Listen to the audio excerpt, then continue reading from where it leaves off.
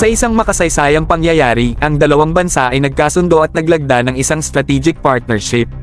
Boom! Ang dynamic duo na ito ay nagkaisa upang labanan ang lumalaking impluwensya ng China sa rehiyon. Ang lakas nito mga bro! Ang kasunduang ito ay bunga ng isang politikal na pagpupulong sa pagitan ng charismatic na Pangulo ng Pilipinas, si Ferdinand Marcos, at ang visionary Australian Prime Minister na si Anthony Albanese. Hindi naglalaro ang dalawang leader na ito mga bro. Seryoso sila sa kanilang misyon. Ngayon, hawakan ang inyong mga sombrero dahil ito ang pasabog. Ang pagbisita ni Albanese sa Manila ay ang unang pag-uusap ng isang Australian Prime Minister sa loob ng 2 dekada. Tama kayo mga bro, matagal na itong inaantay.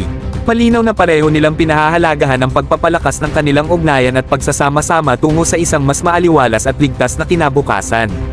At huwag natin kalimutan ang kahalagahan ng sunod-sunod na pagdalaw ng mga senior na miyembro ng gobyerno ng Australia sa magandang kapuluan mula nang umupo si Marcos noong 2022. Ito ay patunay sa dedikasyon at pagsisikap ng dalawang bansa sa pagtatayo ng malakas na partnership.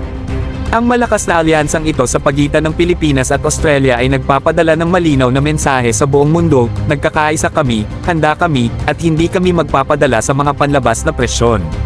Magkasama kami, matatag kami sa harap ng anumang hamon na dumating sa aming landas. Kaya itaas ang ating mga baso para sa Pilipinas at Australia na nagpapatibay ng landas tungo sa isang mas ligtas at mas progresibong rehiyon. Ito ay isang matapang na hakbang, isang estratehikong sayaw, at patunay sa lakas ng pagtutulungan. Mag-abang sa ating dahil ito ay simula pa lamang. Para sa marami lang videos na katulad nito, huwag kakalimutang mag-like at subscribe.